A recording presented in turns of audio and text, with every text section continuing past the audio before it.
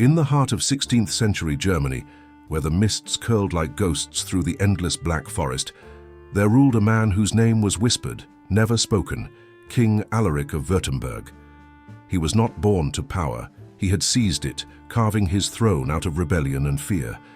The people said he had been chosen by darkness itself, for only a demon could rule with such icy calm. His castle, Falkensturm Keep, rose above the forest like a blade thrust into the sky. Its spires clawed the heavens, and its walls were blackened by both time and soot. From its highest tower, one could see the forest stretching endlessly, a green abyss that swallowed sound, light, and mercy. It was here Alaric found his dominion, and it was here that cruelty became law. The king's rule was absolute, and his sense of justice merciless. He believed that fear was the truest form of loyalty.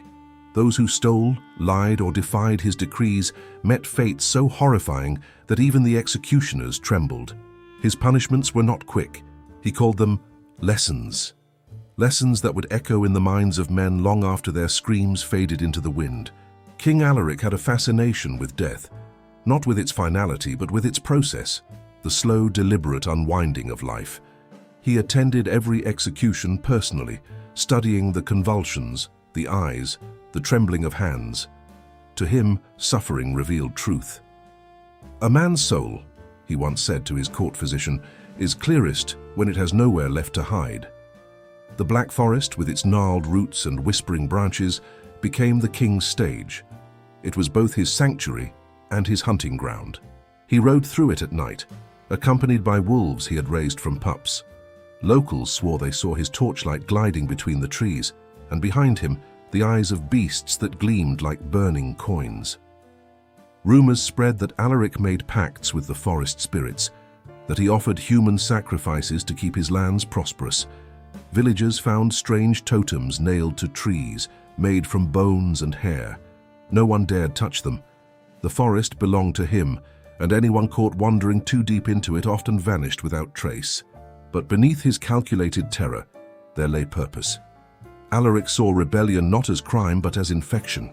To rule a kingdom, he believed, one must excise the disease of defiance. When a revolt broke out in the nearby town of Heidenfeld, he crushed it without hesitation. Dozens were hanged, their bodies left to rot as warnings. Yet even this, he found, was not enough. He wanted something that would last, a symbol of eternal punishment. He ordered his blacksmiths to forge iron cages, large enough for a man but shaped to restrict every motion. The smiths worked for weeks, hammering under the glare of torches, unaware of what their creation would soon hold. When they asked their purpose, Alaric only smiled and said, "To teach the forest to speak." At court, whispers of his madness grew. Nobles avoided his gaze. Servants crossed themselves when he passed, yet none dared challenge him. His power was absolute, and his wrath legendary. He was known to have burned an entire village because one child had stolen a royal apple.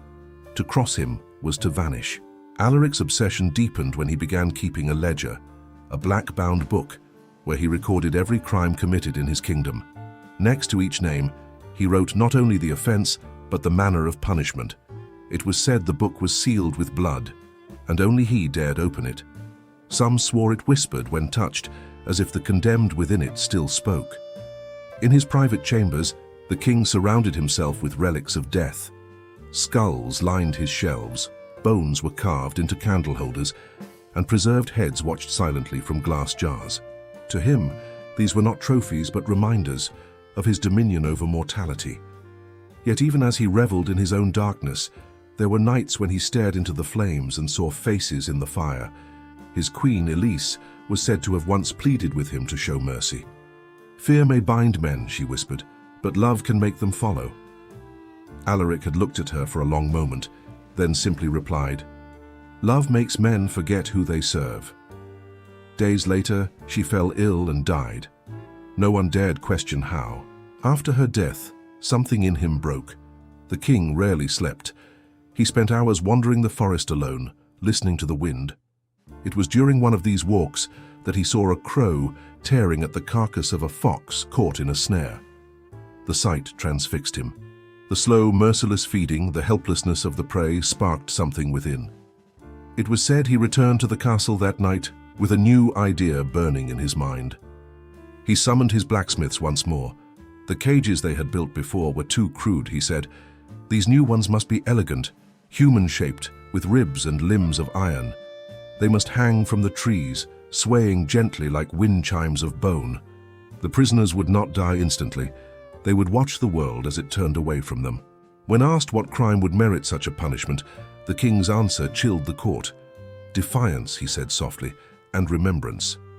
For to him, the cages would not only punish, they would speak. Every traveler who passed through the forest would hear the creaking of chains, the rasp of metal, the whisper of death among the leaves. The hanging cages were not yet raised, but already they haunted the dreams of the people. Mothers warned their children never to stray from the roads. Woodsmen refused to cut near the heart of the forest. Even the birds seemed to fall silent when the wind blew from Falkensturm Keep. And deep in his tower by candlelight, King Alaric traced the first names into his black ledger. Each stroke of his quill sealed a fate. Each name was another echo waiting to hang among the trees. The forest, he believed, would remember him, not through monuments or songs, but through the endless groans of the dying. For in his mind, fear was not cruelty, it was eternity, and the Black Forest would become his eternal sermon. Quick reminder, you can subscribe the channel for more historical content. The dawn that followed King Alaric's decree was eerily still. Smoke rose from Falkensturm Keep as the royal forges burned day and night. The blacksmiths, terrified but obedient, hammered iron into forms they did not dare name. Sparks rained like fireflies, while molten metal hissed, and the scent of burning oil mixed with fear itself. None spoke aloud what they knew, that these cages were not for animals, but for men. Each cage was shaped like a human silhouette, ribbed with steel and reinforced with chains that rattled even without wind. Their hinges groaned like dying throats. The blacksmiths were forbidden to rest until they had crafted 70 of them, one for each man accused of rebellion in Heidenfeld. When one smith protested the cruelty of it, Alaric ordered him to be the first occupant of his own creation. The first hanging took place under a cold moon. The king's guards dragged the captured rebels into the clearing, their wrists bound, faces gaunt from days in the dungeon. The forest was silent, as if holding its breath. Alaric stood upon a black horse, wrapped in a cloak of wolf fur, his face half shadowed by the torchlight. His eyes gleamed like polished obsidian. One by one the prisoners were locked into the cages, the iron pressed against their flesh, cutting wherever they struggled. The chains were drawn over thick oak branches until the cages dangled, swaying slightly above the ground. When the first man screamed, the forest echoed it back, a sound that made even soldiers avert their eyes. The king raised his hand and the cries fell silent. "You sought freedom," he said, his voice steady, cold. "Now you shall have it. Freedom from food, from warmth, from mercy." His words floated through the clearing like frost. The wind stirred, carrying with it the scent of pine and blood. Then he turned away, leaving the forest to finish his work. The days that followed were unbearable. The prisoners lasted longer than expected, some for nearly a week. The iron cages offered no comfort, no shade, only exposure. Rain soaked their wounds. Frost bit their fingers. Crows descended, black silhouettes against the grey sky, pecking at the living. Villagers passing through the forest heard the cries, hoarse, broken, pleading for death. None dared stop to help. At night, the cages creaked with every gust of wind. The sound carried miles away, reaching the farms and villages that bordered the Black Forest. People began locking their doors before sunset, lighting candles to ward off spirits. They said the forest had begun to hunger, that it fed on the suffering of men. Alaric, however, was pleased. He often rode to the site at dawn, dismounting to walk among the cages. He would listen to the groans and whispers of the dying as if they were prayers.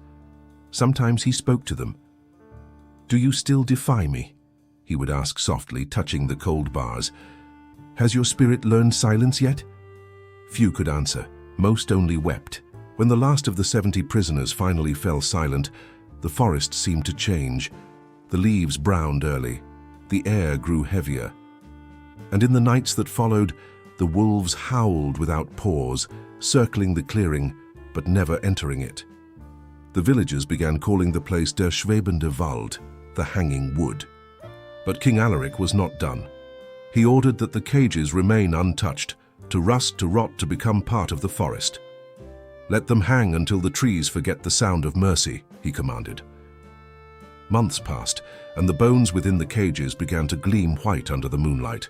Travelers swore they moved in the wind like puppets. The torture soon extended beyond rebels. A thief who stole bread was locked in a cage by the forest's edge. A priest who spoke against the king's cruelty joined him days later. Alaric's justice no longer distinguished between rebellion and complaint, only between obedience and defiance. The Black Forest, once a place of mystery, became a monument to despair. The villagers lived in terror.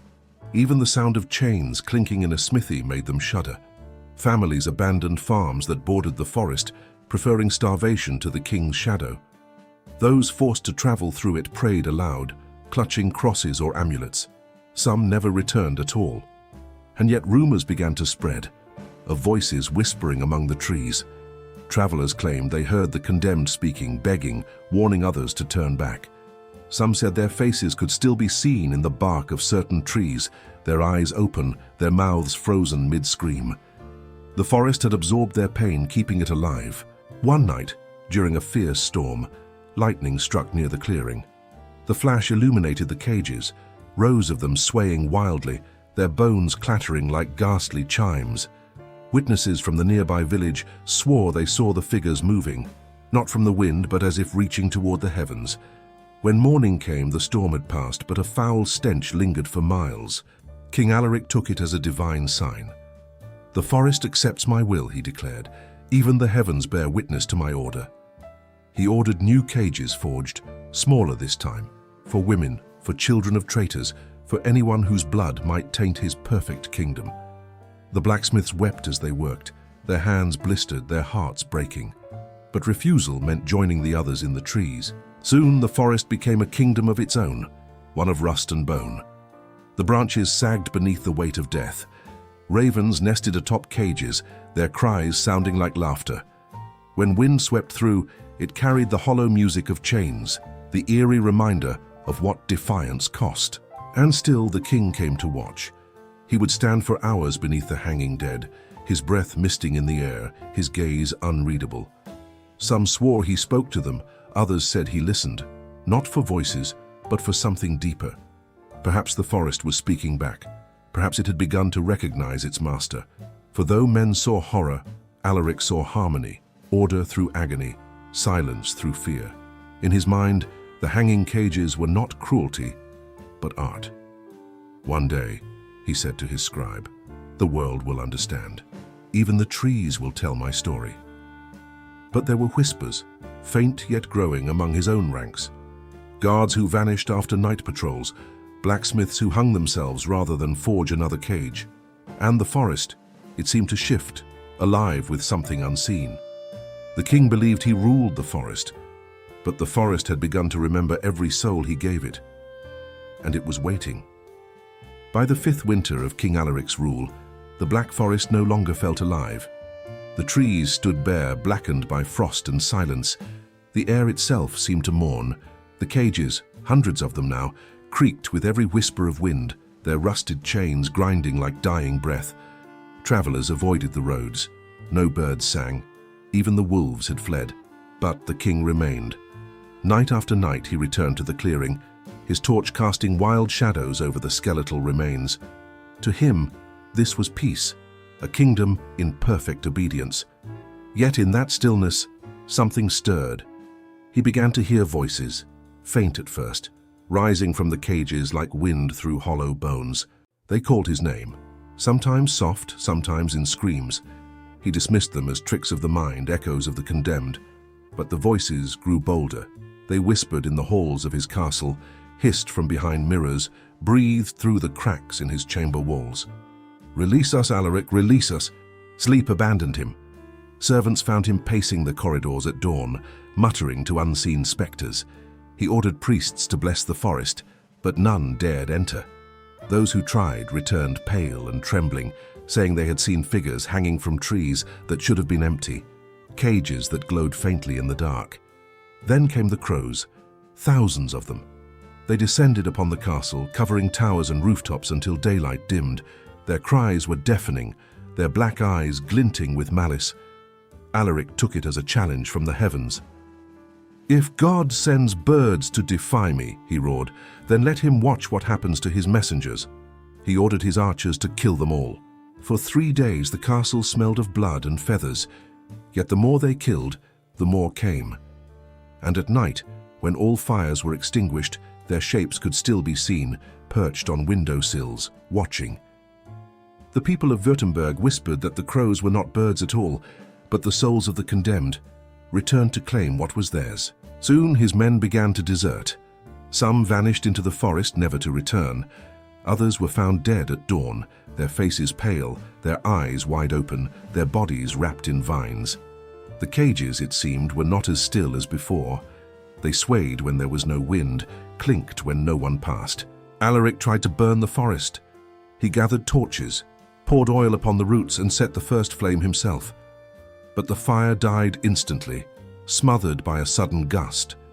The forest would not burn. The trees stood defiant, as if shielding the bones within. That night thunder rolled endlessly, though no lightning struck. Then came the dreams. The king saw his queen Elise standing beneath the cages, her face pale and hollow. "You made the forest weep," she whispered. "Now it will make you remember." He awoke drenched in sweat, his hands trembling. When he looked into the mirror for the first time, he saw her reflection standing behind him, though when he turned, the room was empty. In madness or defiance, he rode one last time into the forest. The guards who followed him never returned. Only his black horse was found, days later, wandering near the edge of the woods, its saddle torn, its eyes wild with terror. The villagers said they heard screaming that night, echoing for hours until it faded into the sound of chains. Weeks passed before anyone dared to search. When they finally entered the clearing, they found a new cage hanging among the rest. It was larger, heavier, swaying gently. Inside it was a skeleton clad in a tattered royal cloak, its skull tilted toward the sky, as if still calling for mercy. After that night, the forest grew quiet again. The cages, though rusted and empty, still hung from the trees. Travelers who passed through swore they heard faint whispers, not of pain, but of warning. And sometimes, when the wind blew just right, they said it sounded like laughter. King Alaric was never seen again. But in the darkest corners of the Black Forest, where even moonlight hesitates to tread, some still claim to see his shadow wandering among the trees, counting the cages, whispering names into the wind. And when the wind howls through the branches, rattling the chains of forgotten iron, the villagers say the forest still remembers him, not as its ruler, but as its final prisoner. Subscribe for more interesting content.